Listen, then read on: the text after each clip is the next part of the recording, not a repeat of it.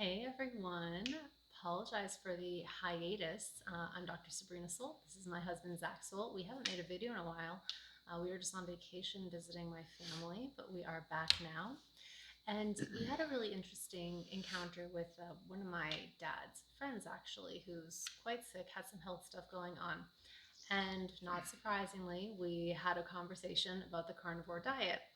And what I'm beginning to understand more about people is that, of course, not everybody is willing to dive into this head first. I mean, duh, right? Like that was me when this whole thing first Hmm. started. And so I wanted to make a video today. Basically, hey, if you're searching the interwebs and you're wondering, well, I don't want to go full carnivore yet. I don't quite understand it. I don't know if I have the willpower to do so. Maybe I want more variety. Maybe my spouse isn't on board, so I have to meet in the middle somewhere. Maybe I'm 60, 70 years old and I just have had the same diet for my entire life and it's going to be really hard to change. Whatever the reason is, I want to have you start here. And basically, what I'm going to give you is 5 things that if you remove these from the diet, it's going to get you closer to carnivore. But not only that, it's going to move your health in a measurable way in the positive direction. Yeah, Tad. yeah. I mean, after looking at the list, it's obvious that those are the actual big culprits, and that's why a lot of people have positive results on carnivore. Yeah, because if we break it down, I mean, yeah, carnivore, we have so many arguments for pro carnivore. Of course, the basic and best one being that it is our species appropriate diet, right? It's what we're meant to be eating. Humans are obligate carnivores. That is not up for debate. That being said, we also do live in a society where food for most people is still more than just nourishment. There's still community around it. There's still, people growing their own gardens at home, and that's a big part of their life. It doesn't necessarily mean that it is the right thing for them, but that has become a very important part of their lives. Yeah, So, and it's still possible. As we went to Canada to visit her family, and they had her mom and dad adopted carnivore probably 4 months ago.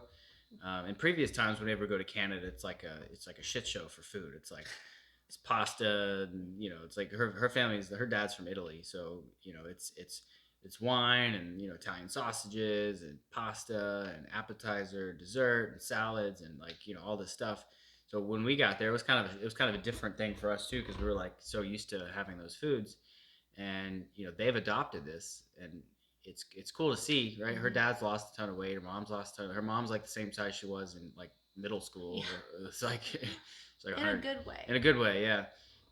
They both have really great energy. They're getting good Yeah. sleep, and they're both much older. But so they're a testament that they were open minded and that they tried it. But again, if you're not quite there yet, we're not going to dissuade you from this, right? There's Yeah. a lot of there's people in this movement that are very strict. You go into some of the carnivore groups online, and people are mean, Yeah, and and mean. maybe they need to be strict because a lot of times, the same habits that get us into a shitty situation with our health, i.e., eating incorrect foods, those things have to be strictly enforced when you go to carnivore to stay away from them. So maybe they need to be that way, and that's appropriate for them, and they want to project that onto other people.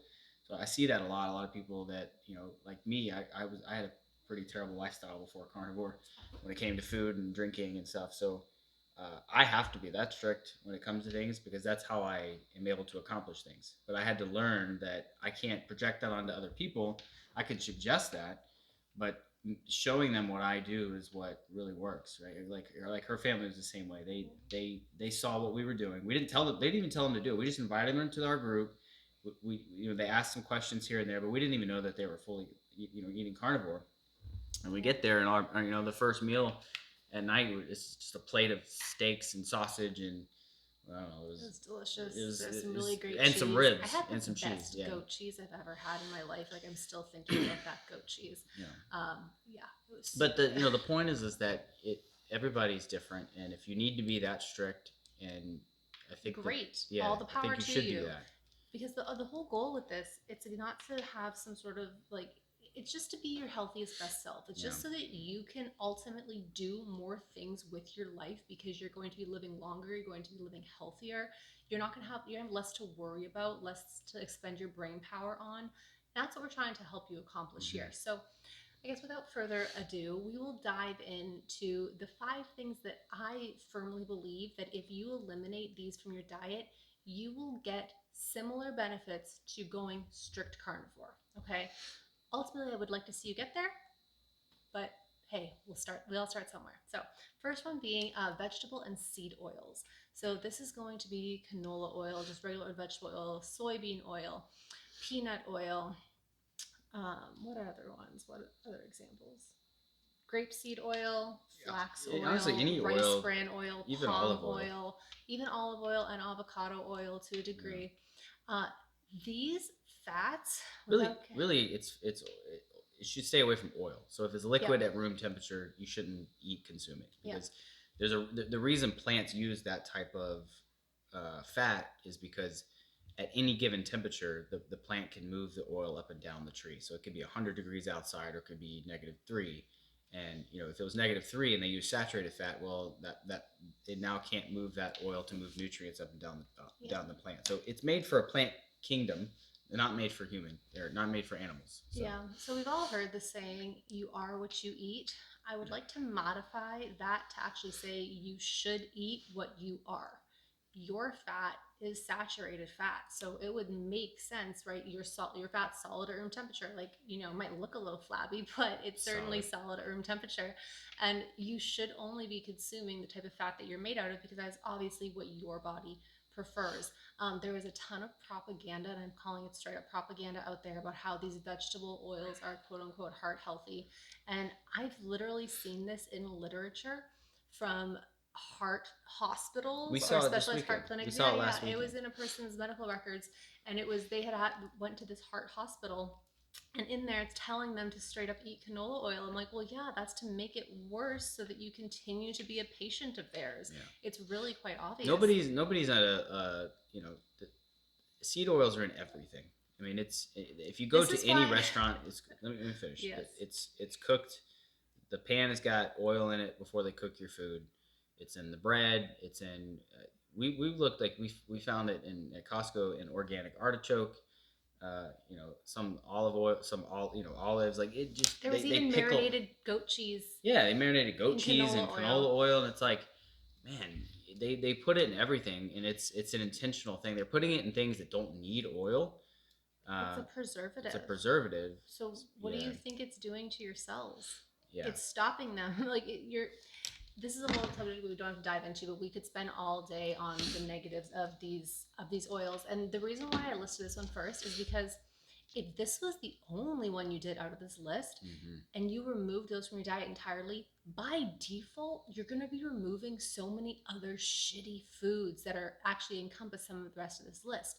Like, if that was the only thing you did, if you just said that, hey, I'm going to go on a seed oil and vegetable oil free diet, I guarantee you'll add 5 to 10 years to hmm your life and you will lose inches from your waist, from your yeah. thighs, from everywhere else. Like, the fat loss It is is well, huge. yeah. And then the thing is that we're pretty sure that that's the response. That's why people are diabetic. It's not And get heart necessarily disease. yeah. It's not necessarily the I think sugar. sugar's been wrongly Yeah, demonized for many years, but that is the second thing on the list. We do want you to remove added sugars, but just before we yeah. chime into Added that, sugars, but like yeah. healthy. But I really do think that in the absence of seed oils, consuming sugar or carbohydrates, normal ones like fruit, whatever, not the processed stuff, you won't necessarily develop diabetes. That's a whole other conversation, though. Again, simple thing: take seed oils, vegetable oils out of your diet. If it exists liquid at room temperature, get rid of it. The things that you want to use: grass-fed butter, grass-fed ghee, beef tallow, pork lard. You could even do coconut oil if you needed it because it is mainly a saturated fat. I would still urge you to do more of the animal-based stuff, though. All right, number 2 on the list, already alluded to it, added sugars. This is added sugar in any capacity. So this is your high fructose corn syrup. This is anything that resembles the type of sugar as an ingredient on a package. Even like coconut sugar, right? Oh, it sounds so healthy. It's not. You have to cut this stuff out because not only is it going to be harming your metabolism in many different ways, but it's also going to contribute to generalized inflammation in the body, which is going to accelerate any degenerative or aging process or chronic disease that you have. Yeah, I think sugar in a natural presence of something like honey or maple syrup, Fruit. fruit is I don't think that's going to give you diabetes. In other words, No. yeah. So You couldn't eat enough yeah, oranges in a it will sitting to make you give gain weight. yourself diabetes. You can gain weight eating sugar because Yes. that's its job. Insulin's going to do that. But I think that if you cut out the seed oils and you still consumed fruit, honey, and stuff like that, you're not gonna get fat or diabetic or become And insulin if you're resistant. certainly not making these the focal point of your meals, because ultimately, if you're watching this and you're tending towards a carnivore lifestyle, you already understand that it should be meat first, right? Your protein source should be the first thing on your plate. It should be what you're eating the most of, next to, of course, the animal sources of fat. And maybe you're adding in these other things as sprinklings of something else, right? So maybe it's berries instead of Yeah. the blueberry pie, right? Maybe this is the switch that you're making, and that's what's appropriate for you right now. Anything else on added sugars? I feel like this one's so self-explanatory because the Yeah. sugar horse has been beaten to death. If it doesn't, if it's not naturally occurring in its form in nature, I wouldn't. If it has wouldn't any, eat it. and here's the thing, go into Google if you're unsure, if you're brand new to reading labels and you're like, well, what does she mean added sugars? Google a list of alternative or other names for sugar, and it'll come up. And there's so many of them, so many ways that they mislead you. So keep that list handy. Go through the stuff in your pantry and get rid of it. Again, get rid of seed oils, get rid of added sugars. All right, number 3. Alcohol. Yeah, that's a Alcohol. big one. And then we were just watching a video this morning about the effects of Dr. alcohol. Andrew Huberman's recent podcast on the effects of alcohol. Man. He is a researcher at Stanford. He's a professor. He is superb in the way that he delivers information. And honestly, alcohol is something that again, he makes it very, very clear that there's no room for this in a healthy diet or healthy lifestyle. And again, if you're finding your way to carnivore because you're trying to achieve something for your health, alcohol has no room. I'm sorry. Alcohol speeds up your fat storage by 200%.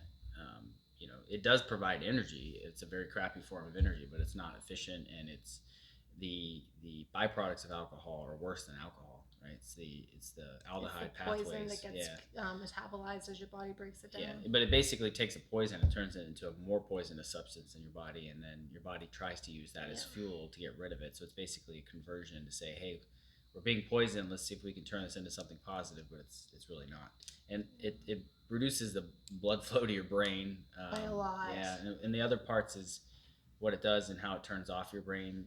If you consistently drink alcohol, which his version of consistent was like once a week.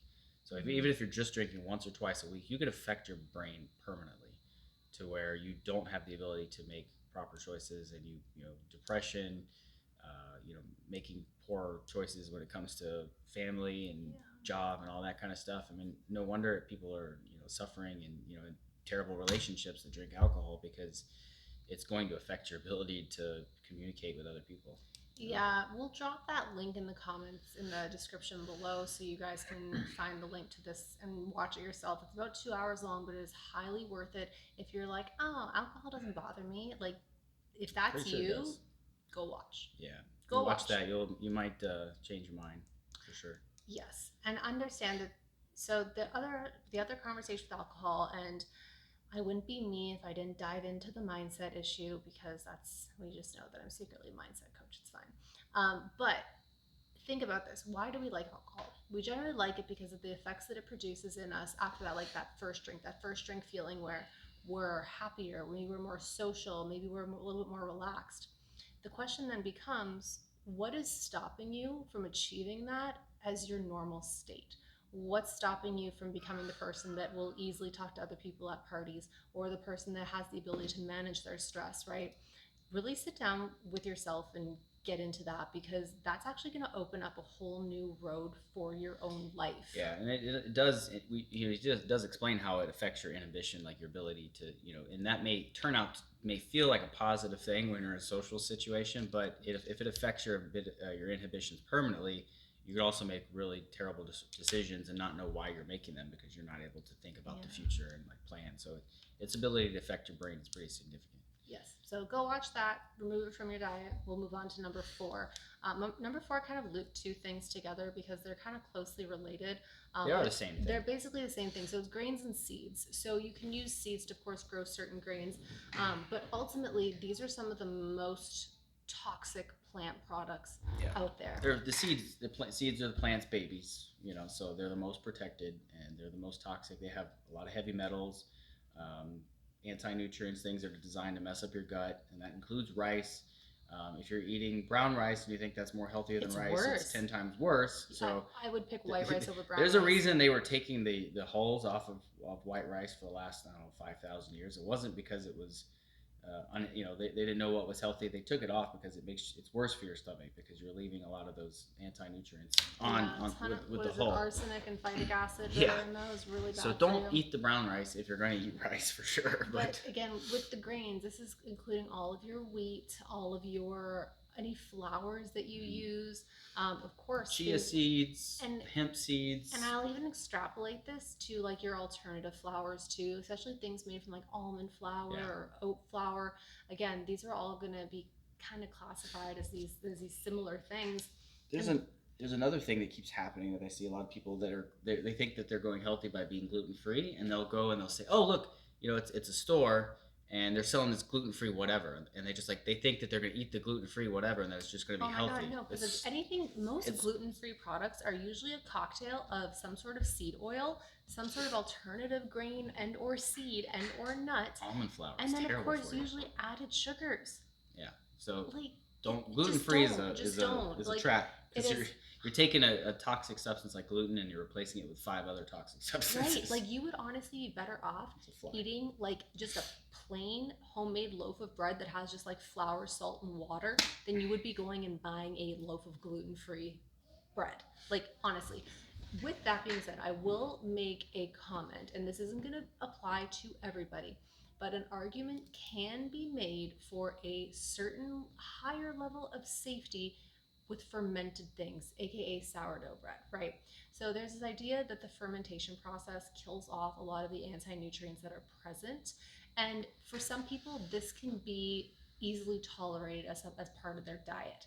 Not the case for everybody, likely certainly not the case for you if you have a great deal of health issues to overcome. I would say that maybe something like a sourdough, again, fermented grains, is going to be appropriate for somebody who doesn't have any health issues whatsoever, no gut issues whatsoever, and that was something they wanted to add in as like an occasional thing. Like maybe you're visiting Paris and you want to have a sourdough baguette at the foot of the Eiffel Tower, go for it, right? But I don't think it's necessarily. It still can hurt you. It still might can give hurt you stomach aches if you haven't had it in a long time. For sure. So again, I don't think it's the absolute best thing to do, but it's certainly not gonna be the worst. Yeah. Anything else with grains and seeds? No, I keep saying just to stay away from those because they, even if you think you can tolerate them, you're affecting your gut and your microbiome and stuff too at the same time, which you're letting bacteria into your bloodstream because the grains and seeds tend to tear holes into your intestinal tract. Yes. So.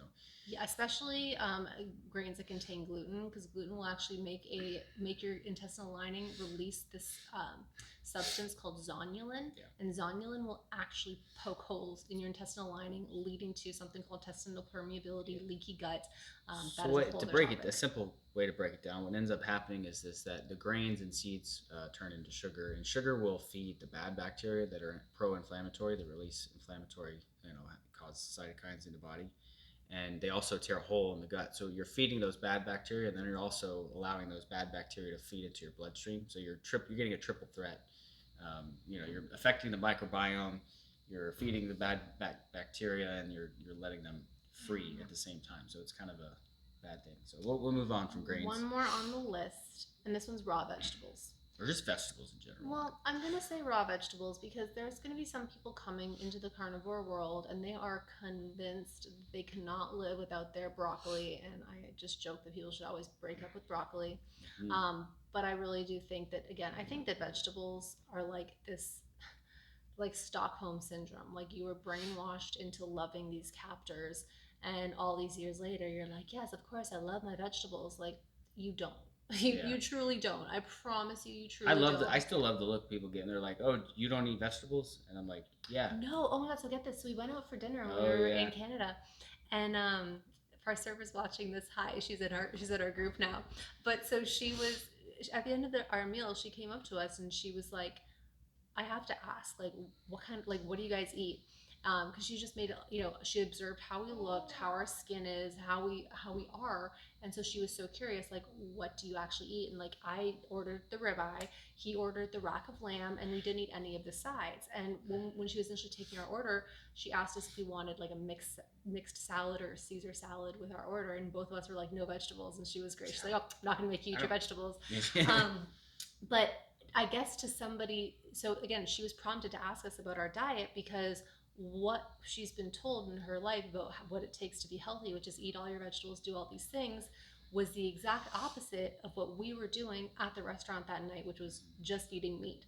The appetizer, we had like this mozzarella burrata that had some salami on it. Like we had a full carnivore meal and it was lovely. But she was baffled baffled. But by the end of it, I think we had her a little bit convinced because, like I said, she joined our group. Mm-hmm. So Yeah. influencers in the wild. Yeah, I mean, there's nothing in. I mean, there's really people think that there's nutrients in vegetables, and there may be No, some, but they're kind of they're stunted by the. they're stunted by the anti-nutrients, and not only that, you're actually going to be robbing yourself of minerals because you're going to blunt any good mineral absorption, but your body's going to utilize minerals to actually run the process to remove the anti-nutrients from your bodies. And I really like this. The whole mineral conversation is a whole other big one too, but I really do think that a lot of what's ailing people these days is really, really severe mineral deficiencies. And I feel like it's even one of the reasons why we are like less connected to each other, is because minerals literally build up our electricity in our bodies. Like, our kids get electrolytes every day, and our toddler understands that it's because we're electric and we need these stuff in order to conduct our electricity, to be vibrant, to have good vibes, right? Like, that's all a real thing. And you eat these vegetables, they zap your minerals, you literally become dull. Like, and Yeah, and see, the grains also zap your minerals too. of course, yes, absolutely. Worse than vegetables too. What, definitely way worse. So yes, definitely raw vegetables for sure have to go. I would love if you got all vegetables out of your diet, but I understand, again, you might have to just slowly do it. I promise you won't miss it. I promise there is nothing boring about just having a big piece of meat on your plate. You don't need any sides, you don't need any accompaniments. You're gonna feel more satisfied. You're not gonna feel bloated after. That's one of the best things. Like, ladies, I know we all hate when we pick out the cutest outfit ever to go to dinner, and then you're like, oh, I don't want to stand up at the end of it because now I'm super bloated. I don't look cute anymore. You don't ever get bloated on carnivore, literally ever. I can eat like a whole pound ribeye and still see my abs. Like, it's you never get bloated, but you get bloated with vegetables. And we joke that, like, there's this idea of, the older woman who's sitting there and saying that, oh, she has the hardest time losing weight, she keeps I can gaining never weight, and lose all weight, she but does is eat all I salads. do is eat salad. It's like, well, no shit. Stop eating salad. Salad is that's the worst thing you can eat. Leaves are the most, like the leaves are the lungs of a tree. So those have to be protected, right? That's like the skin, our skin. Like, that's the first thing that I'm going to protect, right? It's your. It doesn't make any sense. We wrongfully assume that plants want to be eaten, and it's very obvious they don't. I was watching this video. There's a toxic garden somewhere in, like, it was like England or somewhere, and he's like walking around this entire garden. He's like, this will kill you, like your skin will start to melt off. This one, you're dead within 3 seconds. And it's like, it's blatantly obvious that all these plants like have all these toxins, and some of them, yes, are more extreme than others. But there was like these red berries that will kill you. It's like, I think raspberries are one of the only red berries that don't kill you, right? Yeah. There's very few. There's like two or three. There's a bunch of other berries out there that exist that you'll just die. And I can't tell you the number of women that I've had in my office that thought that they developed some sort of rheumatoid arthritis or autoimmune disorder when they started juicing spinach and juicing kale because all their joints started hurting. It's because of all the oxalates depositing in your joints. And here's the other thing too. I'm a doctor. Every doctor has a doctor bias, meaning our view of people and their health is clouded by the pathology that comes into our office on a daily basis, right? So the types of things that I see might not be reflective of what's happening in the full population, clearly, but it is what I see the most of. So there will always be that level of bias, but I have seen that a ton. All right, let's recap what we did. So to recap, from your diet, as you transition into carnivore, you're removing all vegetable and seed oils. You're removing all added sugars. Google a list if you need it. You're removing alcohol, 100% gone, gone. You're also removing any grains and seeds, and you're removing all raw vegetables, if not all vegetables, entirely. Yeah. And give yourself 90 days. Yeah, the time's going to pass anyway. If you cut out those 5 things, those are the main. You will be unrecognizable in 90 days. Yeah. Honestly. And then add to this sleeping well, moving your body a little bit in the way that you like, lowering your stress. Guess what? You'll never need to come see me or any other doctor. Like, straight up. I will put myself out of business doing this content because I really do strongly believe that this is what you need to do. But we know that that won't happen because, I always say this, that knowledge is, you can have all the knowledge of the world. Willpower is a completely different thing. A lot of people don't have the willpower. A lot of people, because of the social aspect of it, they'll know all these things and they'll do them anyway. And that is the toughest situation to be in, because those people can't, you could go up to them and say, hey, you need to stop doing this. And they know it's bad, but they want to do it anyway, so they make an excuse. They basically lie to themselves and they lie to everyone around them. Those are the most difficult people to deal with. And we see that a lot. And because there's a third part to this, right? Beyond just the knowledge, beyond just the willpower. The last thing in here is actually self-worth. You have to believe that you are worthy of having the results that come from this. And for a lot of people, that's really hard because they don't know who they are outside of their illness, outside of their disease, outside of their dysfunction, outside of their doctor's appointments. So for them, they literally have to create a brand new identity. And that can be hard, especially if you have a disease where you're enmeshed in like a certain community, right? And there's a payoff, and there's something that you get in return for your suffering. Yeah. That's a hard conversation that a lot of people have to have with themselves. And this is, I start with mindset with my patients with a lot, because you will not heal if you don't believe that it's possible for you, or if you can't see the possibility of who you can be on the other side of this healing hump. So again, you can have all the willpower in the world, you can have all the information in the world. If you can't see that future for yourself, you're never going to do the things necessary to get there. Yeah, so mindset's important. It is, and you are worthy. You are worthy of being that healthy person on the other side. You are worthy of having no disease. You are worthy of kicking your prescriptions and your chronic pain doctors to the curb. Like, you are 100% worthy of that, and we want that for you. This is why we do this. Yep. All right. Well, anything else? I think we're good. Drop any questions or comments below. We'll see you guys in the next one. Talk to you soon. Bye. Bye.